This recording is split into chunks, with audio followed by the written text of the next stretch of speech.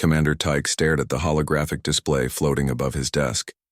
The blue light painted shadows across his weathered face as he read the reports for the 5th time that morning. Each document told the same impossible story.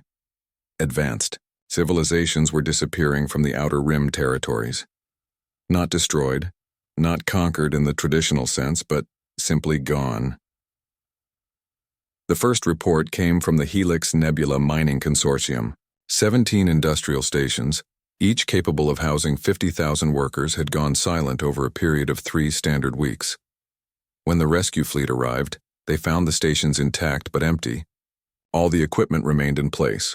All the valuable minerals were still there. But every single person had vanished. The second report was worse. The entire Vega 7 colony ship, carrying nearly 200,000 refugees from the Andromeda, conflicts had been found drifting in space. The ship showed no signs of battle damage. Life support systems were functioning normally. Food stores remained untouched. Yet the massive vessel was completely abandoned. Security recordings showed the colonists simply walking toward the docking bays in orderly groups before the cameras went dark. Tyke rubbed his tired eyes and moved to the next file. This one made his blood run cold. It was from Captain Yuna of the battlecruiser Thunderstrike, one of the most powerful warships in the Galactic Council fleet. Her final transmission was brief and terrifying. They came from nowhere. Her voice crackled through the static. Small ships, primitive-looking, but they move like nothing I have ever seen. They do not attack our weapon systems. They do not target our engines. Instead, they go for our communication arrays first, then life support. My tactical officer says they are learning our ship design in real time. They adapt their strategy with every pass. I have never seen anything like this coordination. It is as if they think with one mind but act with 1,000 bodies. We are being boarded now. The sounds from the lower deck suggest they are not killing my crew. They are taking them. God help us. They are taking them alive. The transmission ended. There. When the rescue fleet arrived 3 days later, they found the Thunderstrike floating dead in space. Its massive hull carved open in precise surgical cuts that spoke of incredible engineering skill. The ship had been stripped of everything useful, from weapon components to medical supplies. Even the food processors had been carefully removed and taken away, but the most disturbing discovery was in the ship's computer core. Someone had accessed the military databases and downloaded everything. Fleet positions, patrol routes, communication, codes, even the location of Galactic Council headquarters. The intruders had not simply stolen resources, they had stolen knowledge. Tyke stood up and walked to the large viewport that dominated one wall of his ready room. Beyond the reinforced transparent aluminum, he could see the rest of the Council fleet preparing for departure. 40 ships in total, representing 12 different member species. The largest military force assembled in over a century, all dedicated to finding and stopping whatever was hunting in the Outer Rim. The door chimed softly and his tactical officer entered. Nari was young for her position, but her skills in combat analysis were legendary throughout the fleet. Her dark eyes held the sharp intelligence that had earned her rapid promotion through the ranks. "Commander," she said, placing a datapad on his desk, "I have completed my analysis of the attack patterns. The results are troubling." Tyke returned to his chair and picked up the pad. Charts and graphs filled the screen, showing the progression of incidents across the Outer Rim territories. What he saw made him pause. "This is not random," he said slowly. "No, sir," Nari agreed. "The attacks follow a clear pattern. Each target was chosen for specific strategic value. Mining stations provided raw materials. The colony ship offered a large population sample. The Thunderstrike gave them access to our military technology and databases. Someone is building towards something larger." "Or something," Tyke corrected, grimly. The survivor reports all describe the same entities, bipedal creatures using primitive projectile weapons alongside stolen Council technology. They hunt in coordinated groups and show remarkable adaptability to new situations. Every military expert I have consulted agrees this sounds like a predator. Species unlike anything in our databases. The door chimed again and Dr. Hana entered, The xenobiologist was one of the most respected scientists in the council, having catalogued over 3,000 alien species during her career. Her expertise would be crucial for understanding whatever they were about to face. "Doctor," Taiki greeted her. "I trust you have had time to review the biological evidence from the attack sites." Hana nodded, but her expression was troubled. "I have analyzed every sample our forensic teams could recover. Hair fibers, skin cells, traces of unknown organic compounds.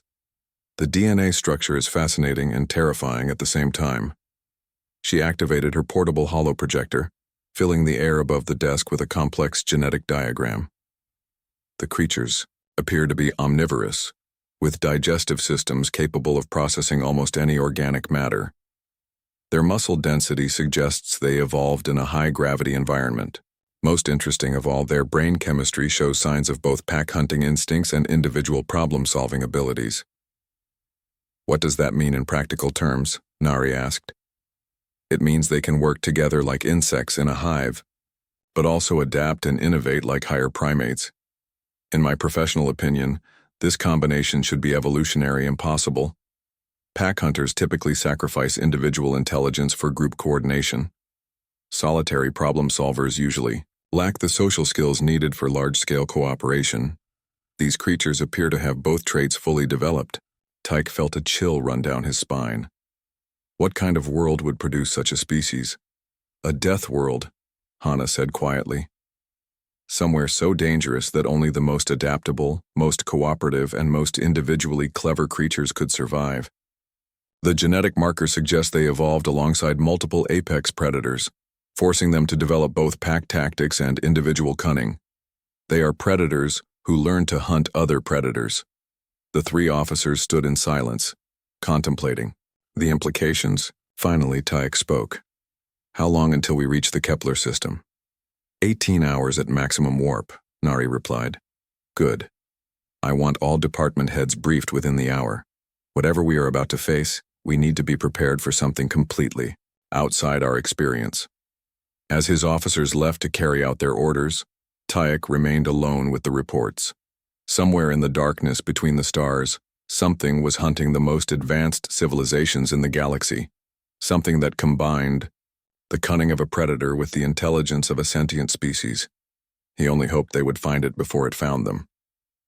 The Harmony dropped out of warp at the edge of the Kepler system, and immediately every alarm on the bridge began screaming. Commander Tyke gripped his command chair as the tactical displays filled with red warning indicators.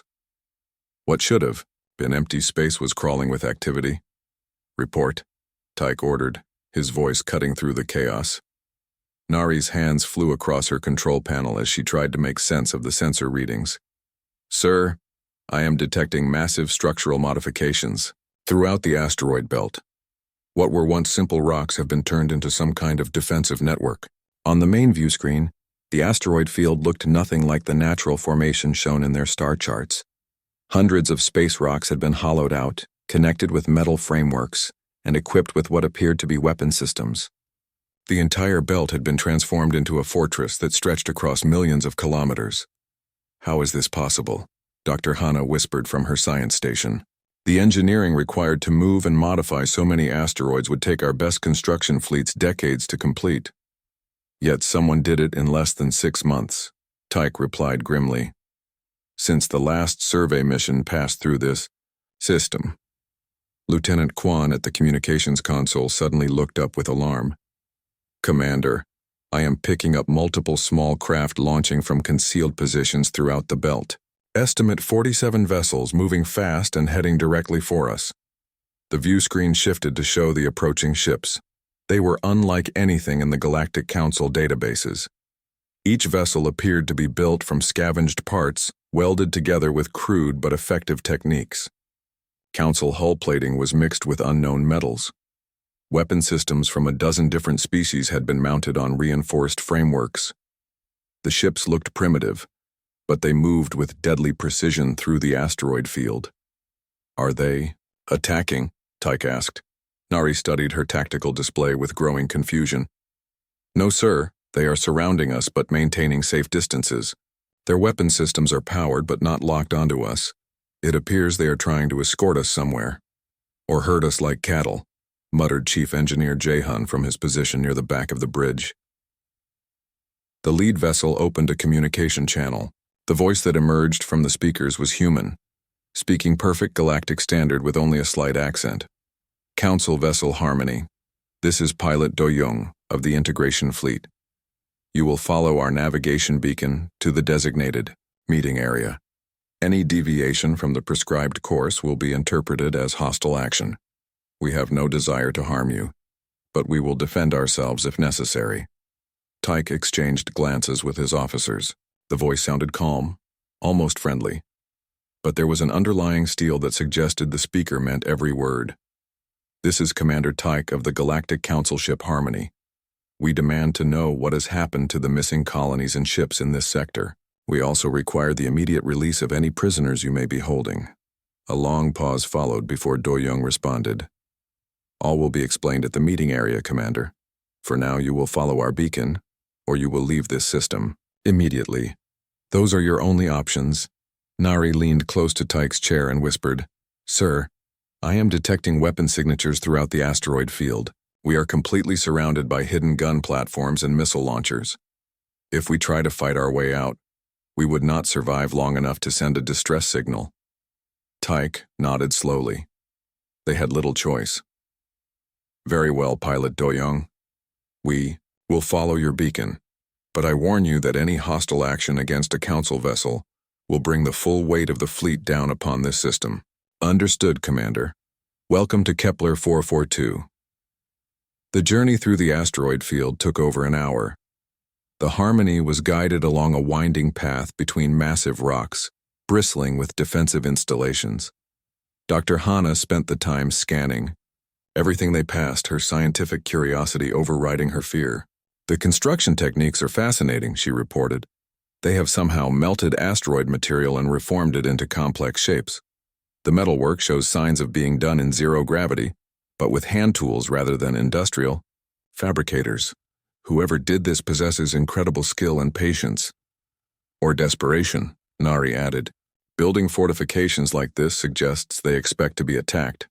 As they deeper into the asteroid field, larger structures became visible. What appeared to be living quarters had been carved into the largest asteroids. Greenhouse domes dotted the surfaces, their transparent walls revealing green plants growing inside. Small ships moved between the installations, carrying supplies and personnel. It is an entire civilization, Dr. Hana breathed. They have built cities in space. Finally, their destination came into view. It was a massive space station constructed from the remains of multiple ships welded together. Tyke recognized hull sections from at least 6 different vessel types, including parts from the missing colony ship and the battlecruiser Thunderstrike, but rather than looking like a junkyard, the station had been expertly crafted into a functional facility. Docking took place in a bay that had clearly been designed for council ships. As soon as the Harmony was secured, a delegation approached, their airlock. Through the security monitors, Tyke could see they were human, wearing a mixture of salvaged council uniforms and improvised clothing. The leader was a middle-aged man with graying hair and intelligent eyes. He moved with the confident bearing of someone accustomed to command, but there was also a wariness about him that spoke of difficult experiences. Permission to come aboard? He asked politely when the airlock opened. Granted, Tyke replied. I am Commander Tyke. You must be Pilot Do Young. The human smiled, but it was a tired expression. Actually, I am Captain Minho of the merchant vessel New Dawn. Do Young is one of my people. I apologize for the deception, but we have learned to be careful about revealing our leadership structure to strangers. What happened to you, Captain? Our records show your ship was carrying medical supplies to the Arcturus colonies. Minho's smile faded. We were intercepted by pirates and forced down for repairs. That was 8 months ago. Since then, we have learned things about this galaxy that I wish we had never discovered. Things that changed everything we thought we knew about survival among the stars. He paused and looked directly into Tyke's eyes. Commander, you came here looking for monsters. You came expecting to find some terrible alien predator that has been hunting your people. I am afraid the truth is going to be much harder for you to accept. Captain Minho led Commander Tyke and his officers through the corridors of the converted space station. The walls were a patchwork of different materials, but everything was clean and well maintained. The air smelled of recycled atmosphere mixed with something else that Dr. Hana could not identify. "How many people are living here?" she asked as they passed a large window overlooking one of the internal bays. "Currently, about 15,000. Minho replied. "Survivors from 17 different incidents across the Outer Rim. We have miners from the Helix stations, colonists from the Vega 7, military personnel from various ships, and dozens of merchant crews like my own." Nari frowned. "Our reports indicated that all these people had simply vanished. We assumed they were dead." "Death would have been easier," Minho said quietly. "What happened to us was much more complicated." They entered a large meeting room where other survivors were waiting. Tyke recognized the uniforms of several different council services, but the people wearing them looked different somehow. Harder, more watchful, like prey animals that had learned to survive in a world full of predators. "Please sit," Minho gestured to chairs around a large table. "I know you have many questions, and I will try to answer them. But first, you need to understand what you are really dealing with." A woman in a modified engineer's uniform stepped forward. "I am Chief Engineer Bora, formerly of the mining station Helix 7. I was there when they first arrived." She activated a holographic projector in the center of the table. Images filled the air showing Helix 7 as it had been before the attack. A massive industrial complex floating in space, bristling with mining equipment and defensive systems. "They came in small groups," Bora continued. "Just a few ships at first, claiming to be refugees from some distant conflict. We allowed them to dock for humanitarian reasons. They seemed harmless enough. Humans, they called themselves, from a planet called Earth." The hologram changed to show security footage from the station's docking bays. Tyke leaned forward as he got his first clear look at the mysterious predators that had been terrorizing the Outer Rim. They appeared to be ordinary bipedal creatures, no larger than most council species. No claws, no fangs, no obvious weapons. They looked almost fragile. "They were polite," Bora said, "grateful for our help. They asked intelligent questions about our technology and seemed genuinely interested in learning about galactic civilization. Some of our people even began teaching them about our various species and cultures." "When did things change?" Tyke asked. "Gradually. So gradually that we did not notice at first. They began offering to help with maintenance tasks, claiming they wanted to earn their keep while their ships were being repaired. Our supervisors were impressed by how quickly they learned. They could adapt to any job, figure out any machine, solve problems that had puzzled our best engineers for months." The hologram shifted to show humans working alongside alien crews throughout the station. They moved with purpose and confidence, their hands quick and sure as they operated unfamiliar equipment. Within 2 weeks, they knew our systems better than we did, Bora continued. They had memorized our duty schedules, our security protocols, our command structure. They knew which personnel had access to critical areas and which ones were responsible for important decisions. Dr. Hana felt a chill run down her spine. They were gathering intelligence. "More than that," said another survivor, an elderly Taurian who wore the insignia of a communications officer. "I am Wan Shik, formerly of the battlecruiser Thunderstrike. The humans who boarded our ship did not just learn our procedures, they improved them." He stood and began pacing around the table. "They showed us more efficient ways to route power through our systems. They identified weaknesses in our hull, design, and suggested improvements. They even helped us upgrade our weapon targeting systems. Our captain was so impressed that he recommended them for commendation by the council. But it was all preparation," Minho said grimly. "Every act of helpfulness, every improvement they made, every system they optimized, it was all designed to give them complete understanding of how we operate." The hologram changed again, this time showing the final hours before the stations went dark. The humans moved through the corridors with mechanical precision, no longer appearing lost or grateful. They had become something else entirely. "They did not attack us," Wanchik continued. "Not in any traditional sense. Instead, they simply took control.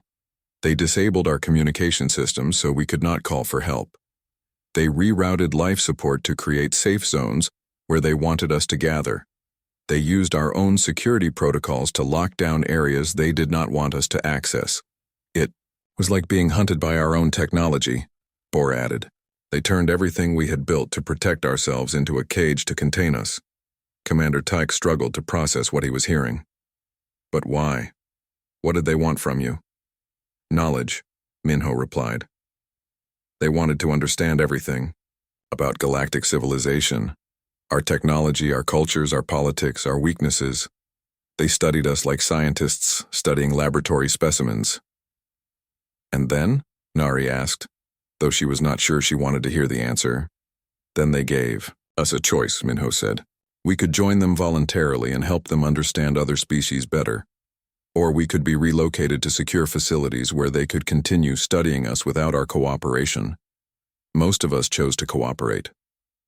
Dr. Hana leaned back in her chair, her mind racing. This explains the pattern of attacks. They were not random raids. They were research expeditions. Each target was chosen to give them information about different aspects of Council civilization. Exactly, Minho confirmed. Mining stations taught them about our industrial capabilities. Colony ships showed them our civilian organization. Military vessels gave them access to our defensive technologies and tactical doctrines. They have been conducting the most comprehensive intelligence-gathering operation in galactic history. But to what end? Tyke demanded. What is their ultimate goal? Before Minho could answer, alarms began sounding throughout the station. Red lights flashed in the corridors, and automated voices announced emergency protocols in multiple languages. A young human woman burst into the meeting room.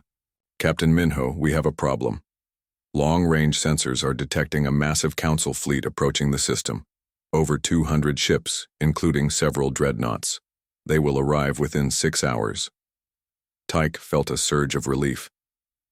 The cavalry was coming. But his relief turned to confusion as he saw the expressions on the faces around him. Instead of hope, the survivors looked terrified. Why do they look scared? Nari whispered to him. Minho stood slowly, his face grave. Because, Commander, you are about to see what humans become when they stop pretending to be harmless refugees and start acting like the apex predators they really are. Outside the meeting room windows, the asteroid field began to transform. Hidden panels slid open to reveal weapon systems far more advanced than anything the Council had seen. Ships that had appeared primitive and cobbled together suddenly displayed capabilities that defied every law of physics the galaxy thought. It understood. The hunt, Minho said quietly, is about to begin. The meeting room fell silent except for the distant hum of the station's engines and the occasional crackle of communications from the approaching Council fleet. Commander Tyke stared out the viewport at the transformation taking place in the asteroid field. What had seemed like crude defensive positions were revealing themselves to be something far more sophisticated. I need to speak with whoever is in charge here, Tyke said firmly. Not Captain Minho, not the survivors. I need to meet the humans who are actually running this operation. Minho exchanged glances with the other survivors before nodding slowly. That can be arranged. But Commander, I want you to understand something first. The humans you are about to meet are not monsters. They are not evil, but they see the galaxy very differently than you do, and that difference is going to be difficult for you to accept. A few minutes later, Tyke and his officers were escorted to a different section of the station. The corridors here were newer, built with materials that Dr. Hana did not recognize. The construction was elegant and efficient, showing a level of engineering skill that rivaled anything the Council's best architects could produce. They entered a large chamber with a domed ceiling that displayed a real-time view of the surrounding space.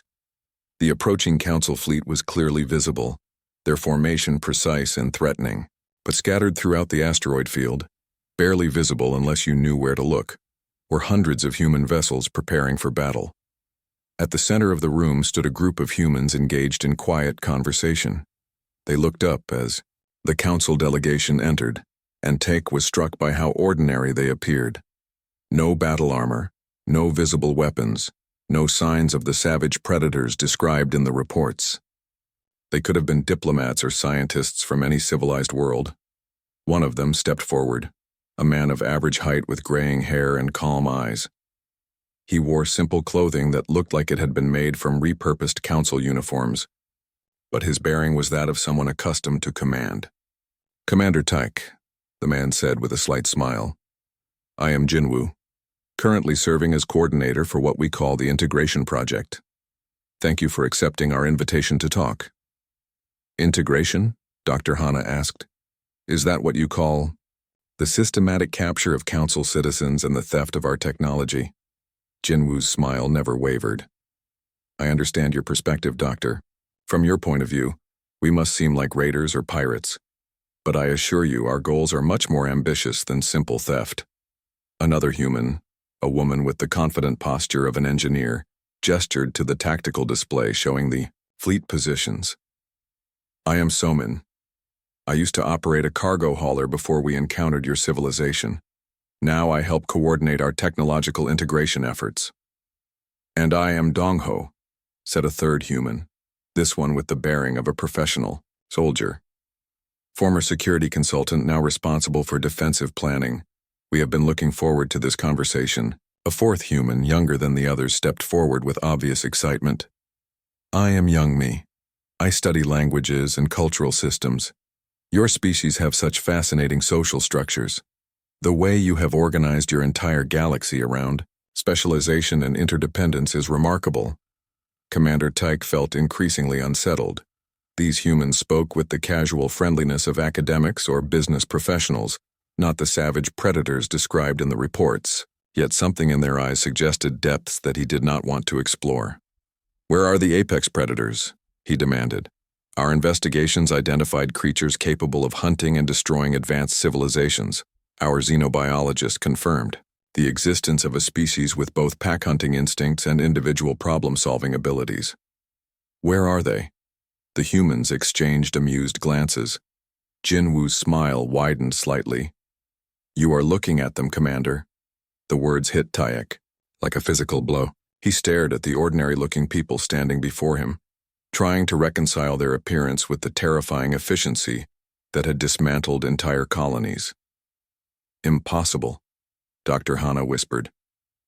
"You show no signs of predatory adaptation. No enhanced physical capabilities, no obvious weapons, no pack coordination behaviors." "Because you are looking for the wrong things," Soman explained patiently. "You expect predators to have claws and fangs and armor plating. You think hunters must be larger and stronger than their prey. But the most successful predator on Earth was neither the largest nor the strongest. It was the most adaptable." Dongho gestured to the tactical display. "Your military doctrine assumes that superior technology and firepower determine victory. But humans learned long ago that adaptability beats specialization. Flexibility defeats rigid planning. And cooperation can overcome any individual advantage. We are not physically superior to any of your species." Youngmi added. "We cannot breathe methane like the Taurians or survive in hard vacuum like the crystalline collective. We cannot process radioactive materials like the hegemony or communicate through electromagnetic fields like the network states. But we can learn to do all of those things," Jinwoo finished. "Given time and resources, humans can adapt to almost any environment, master almost any technology, and understand almost any culture. We are the ultimate generalists in a galaxy full of specialists." Nari stepped forward, her tactical training finally providing insight. "That is why you studied each target so carefully. You were not just stealing resources. You were learning how each species thinks, how they organize, how they fight." "Exactly," Dongho confirmed. "Every encounter taught us something new about galactic civilization. The mining stations showed us your industrial processes. The colony ships revealed your social organization. Military vessels demonstrated your tactical doctrines and technological capabilities. And now you know enough to defeat the entire council fleet," Tyke said grimly. "Defeat?" Jinwoo looked genuinely puzzled. "Commander, Why would we want to defeat you? That would be wasteful and counterproductive. Dr. Hana frowned. Then what do you want? Partnership, Soman replied. The galaxy has spent millennia creating the most magnificent civilization in known history. Thousands of species working together, each contributing their unique strengths and capabilities. It is beautiful in its complexity and efficiency. But it has a fatal weakness, Youngmi continued. Over-specialization. Each species has become so perfectly adapted to their specific role that they cannot function outside their narrow area of expertise. When faced with unexpected challenges, the system becomes fragile. That is where humans fit in, Jinwoo explained. We are the generalists, the problem solvers, the adapters. We can fill the gaps that specialization creates. We can handle the crises that specialized civilizations cannot manage. Dongho pulled up new displays showing human settlements scattered throughout the outer rim. We have already begun integrating with dozens of smaller civilizations, providing security for trade routes that were too dangerous for conventional forces, solving technical problems that stumped specialized engineers, mediating disputes between species that could not understand each other's perspectives. In exchange, we gain access to the resources and knowledge we need to improve our own colonies and expand our presence in the galaxy, Soman added. It is a mutually beneficial arrangement. Commander Tyke stared at them, beginning to understand the true scope of what he was facing. You are not invaders. You are not even conquerors in the traditional sense. You are trying to make yourselves indispensable. Precisely, Jinwoo said with obvious approval. Humans learned long ago that the best way to survive in a dangerous environment is not to dominate it, but to become an essential part of it. We want to be partners, not masters. And if the council refuses? Nari asked. Jinwoo's smile never wavered, but something cold flickered in his eyes. Then we will continue expanding on our own, taking what we need from civilizations that cannot adapt quickly enough to stop us. But Commander, I truly hope it does not come to that. The galaxy is large enough for all of us to prosper together. Soman led the council delegation to what she called the Innovation Center, a vast workspace filled with equipment that defied easy categorization. Half-assembled devices covered every available surface, and the air hummed with the energy of active experiments. Humans worked alongside holographic displays, their hands moving with the confident precision of natural engineers. This is where we test new ideas, Soman explained as they walked between the workstations. Watch this. She picked up what appeared to be a broken piece of council communication equipment, its circuits exposed and several components obviously missing. This came from one of your destroyed patrol ships. According to your technical manuals, it should be completely non-functional. Soman handed the device to a young human named Kyung-soo, who examined it for barely 30 seconds before reaching into a nearby parts bin. He pulled out components that clearly did not belong to the original design and began connecting them with what looked like improvised wiring. Most species would look at this and see expensive garbage, Soman continued. They would order a replacement from the manufacturer and wait for proper installation by certified technicians. But humans see possibilities. Kyung-soo finished his work and activated the device. It immediately began broadcasting a clear signal on multiple council frequencies. Its range and clarity actually improved from the original specifications. How is that possible? Dr. Hana demanded, her scientific training warring with what she was witnessing. Because we approach problems differently, Kyung-soo explained with obvious enthusiasm. Your people design things to work perfectly under ideal conditions. Every component has a specific function and must be used exactly as intended. But we grew up on a world where nothing ever worked perfectly, so we learned to improvise. He gestured to his improvised repair. I used a power regulator from a food processor, a signal amplifier from a medical scanner, and a frequency modulator from a music player. None of them were designed for communications equipment, but they all perform the necessary functions. That should not work, Dr. Hana insisted. The power requirements alone would burn out half those components. Under normal circumstances, yes, Soman agreed. But Kyung-soo also modified the power distribution system to compensate for the limitations of the individual parts. He turned 3 inadequate components into one superior system. They moved to another workstation, where a human named Yoon-hee was examining captured council weapons. She had completely disassembled a plasma rifle, its components spread across a large table in precise order. "Your weapons are beautifully designed," Yoon-hee said admiringly. "Each part manufactured to exacting specifications and assembled with perfect precision. The engineering is flawless." "Then why are you taking it apart?" Nari asked suspiciously. "Because flawless engineering assumes perfect conditions," Yoon-hee replied. "What happens when the power cell runs low? What if the targeting system gets damaged? What if you need to modify the weapon for a different type of ammunition?" She began reassembling the rifle, but with subtle modifications. "Your designers created a weapon that works perfectly as long as nothing goes wrong. We prefer weapons that keep working even when everything goes wrong." The finished rifle looked almost identical to the original, but when Yoon-hee demonstrated it on a testing range, the differences became obvious. The modified weapon could operate at half power when the energy cell was nearly depleted. It could function with a cracked targeting display. It could even fire improvised ammunition made from common materials. "This is why you have been so successful against our forces," Commander Taek realized. "You do not just use our technology, you improve it." "More than that," said Dong-ho as he joined them from across the room. "We make it unpredictable. Your military forces train to counter specific weapons with specific capabilities. But when we modify everything we capture, your countermeasures become useless." He led them to a tactical simulation center where several humans were studying holographic battle scenarios. "Show them the Helix Station engagement," Dong-ho instructed. The hologram displayed a detailed recreation of the mining station's defenses, complete with weapon positions and patrol schedules. A human named Insu began explaining their approach. Standard military doctrine would call for either a frontal assault to overwhelm the defenses or a stealth operation to infiltrate and disable key systems, Insu said. "Both approaches assume the defenders will respond according to established protocols.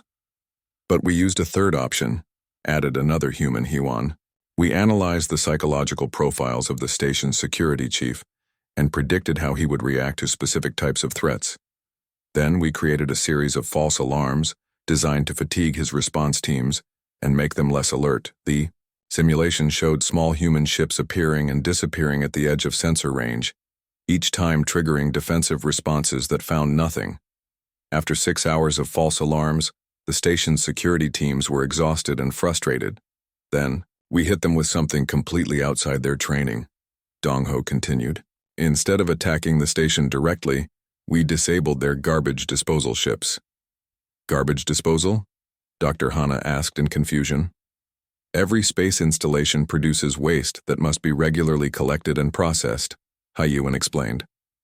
"It is so routine that most security forces barely pay attention to the disposal ships. But those ships have access to internal systems that combat vessels cannot reach."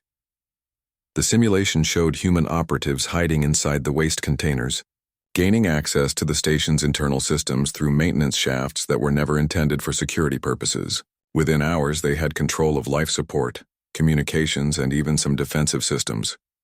"You used our own infrastructure against us," Nari said with grudging admiration. "That is what humans do," Youngmi said as she approached from another section of the center. "We have been studying your various species for months now, and the pattern is always the same. You create perfect systems for perfect conditions, but you struggle when faced with imperfect solutions to imperfect problems." She activated a cultural analysis display showing dozens of council species and their behavioral patterns. "The Taurians are incredible engineers, but they become paralyzed when forced to work with substandard materials. The hegemony produces brilliant scientists, but they cannot adapt when their research assumptions prove incorrect. The network states coordinate flawlessly within their collective, but they struggle with individual initiative. Each species has optimized itself for specific roles and specific conditions," she continued. "This creates a magnificent civilization, but also creates vulnerabilities that humans are uniquely equipped to exploit or to protect against," Jinwoo added as he joined the group. That is the choice we are offering the Council. Work with us, and we can help shore up the weaknesses that specialization has created. Refuse us, and those same weaknesses will eventually be exploited by someone else. Commander Tyke looked around at the innovations and improvements the humans had created in just a few months. Someone else? You are not the only civilization in the galaxy, Jinwoo replied seriously. Beyond the Outer Rim territories, there are other powers. Some of them have been watching the Council's expansion with growing concern. They are looking for weaknesses to exploit, advantages to press, opportunities to expand their own influence. The difference is that we want to strengthen the existing system, Somin added.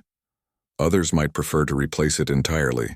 Dr. Hana finally spoke, her voice quiet but intense. You are not just offering partnership. You are offering protection from threats we do not even know exist yet. Exactly, Dongho confirmed. Humans learned long ago that the best defense is not to build higher walls, but to make sure you never face your enemies alone. We want the Council to succeed, because your success ensures our survival as well. But first, Youngmi said with a smile that somehow managed to be both friendly and predatory, you have to decide whether you trust us enough to let us help.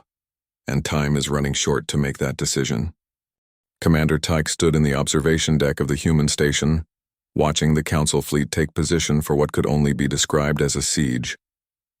200 warships arranged themselves in attack formations, their weapons powered and targeting systems locked onto the asteroid field.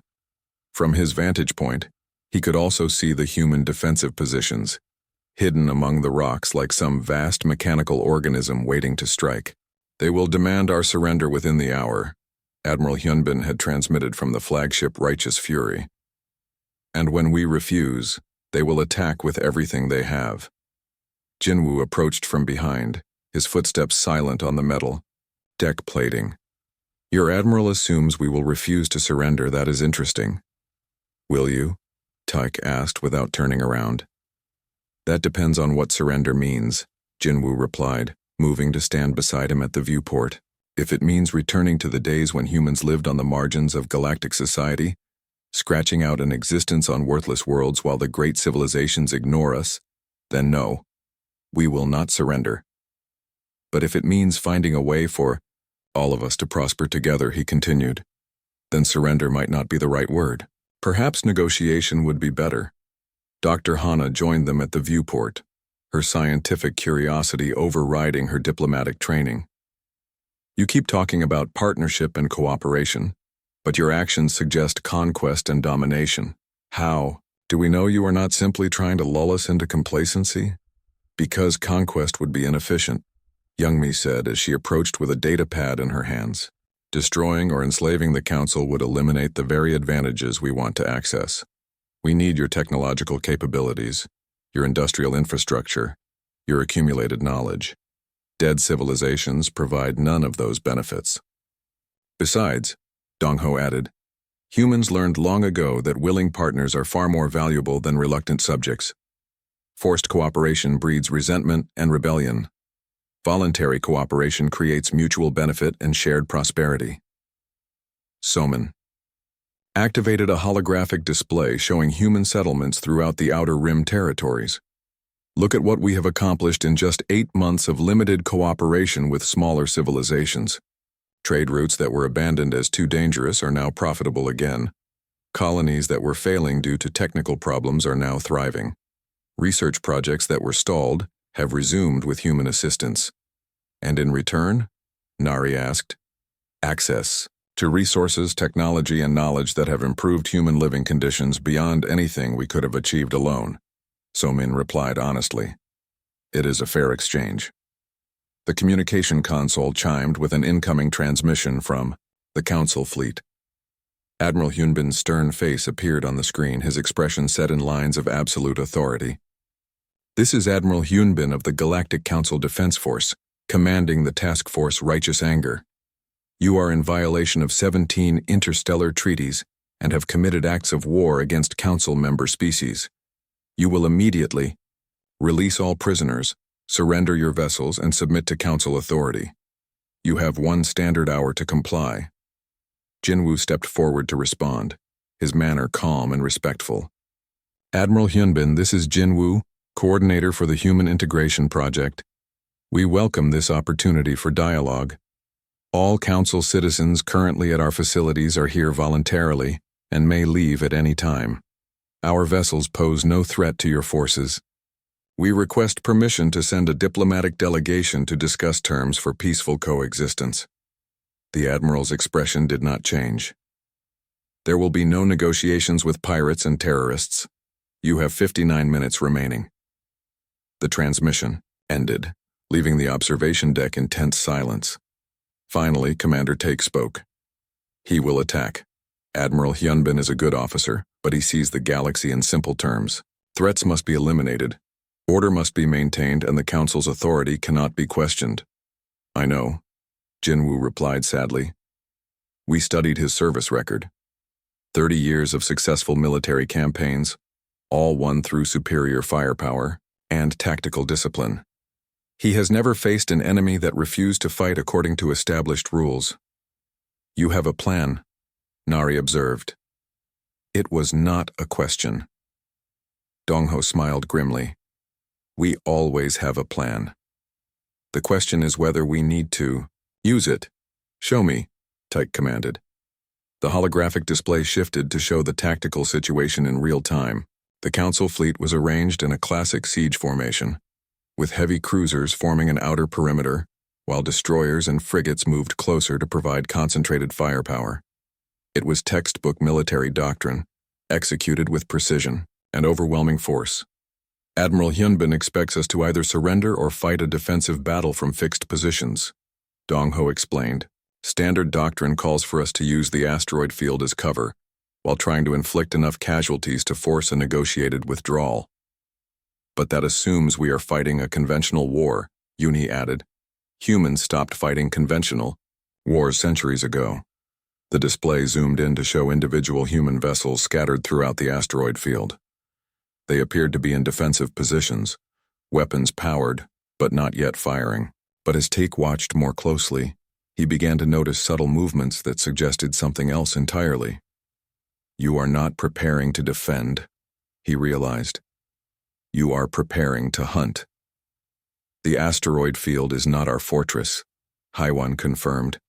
It is our hunting ground. Every rock has been mapped, every hiding place prepared, every escape route planned.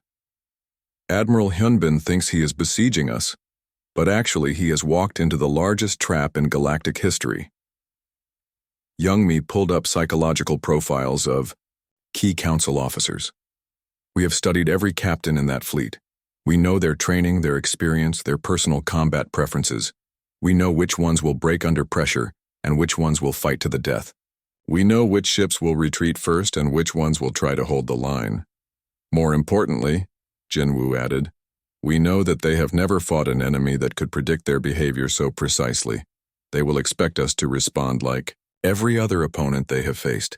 Instead, we will do exactly what they least expect at exactly the moment they are least prepared for it. The countdown timer showed 37 minutes remaining. Around the observation deck, humans continued their preparations with calm efficiency. There was no panic, no desperate activity, just the quiet confidence of people who had planned for every contingency. There is still time to prevent this, Dr. Hana said urgently. If you release the survivors and withdrew from Council space, negotiations might still be possible. To what end? Jinwoo asked. So that humans can return to being irrelevant scavengers on the edge of civilization, so that we can watch from the margins while the great powers decide our fate without consulting us? That time is over, Doctor. We have seen what we can accomplish, and we will not go back. But thousands of people will die, she protested. Only if Admiral Hyunbin chooses to fight rather than talk, Soman replied. We have offered negotiation, partnership, mutual benefit. He has chosen violence instead. The consequences of that choice belong to him, not to us. Commander Taek felt the weight of impossible decisions pressing down on him. Everything he had learned about human capabilities suggested that the Council fleet was about to walk into a massacre. But everything, He knew about military protocol demanded that he support his commanding officer. There might be another way, he said slowly. If I could convince Admiral Hyunbin that you pose no immediate threat to Council territory, he might be willing to establish a temporary ceasefire while higher authorities review the situation. What would you need from us to make that argument? Jinwoo asked. Proof that the people here are truly volunteers, access to your military capabilities so that our intelligence services can make accurate threat assessments, and a demonstration that human expansion can benefit the Council rather than threaten it. Jinwoo considered this for a long moment. Dr. Hana, would you be willing to interview the survivors yourself? Commander Taik, would you accept a full briefing on our defensive systems? And Nari, would you observe our coordination with allied settlements to see how integration actually works? Yes, all three council officers replied simultaneously. Then we have 6 hours before the Admiral's patience runs out completely, Jinwoo said. Let us see if we can find a path forward that does not require anyone to die today. As the humans began organizing the requested demonstrations, Commander Taik found himself facing a realization that changed everything he thought he knew about the galaxy. The true threat was not that humans were monsters who would destroy civilization. The true threat was that they were exactly what they claimed to be. The missing piece that could make galactic civilization stronger than ever before. The question was whether the rest of the galaxy was wise enough to accept that help before pride, and fear destroyed them all. 2 hours later, Dr. Hana completed her interviews with 50 randomly selected survivors.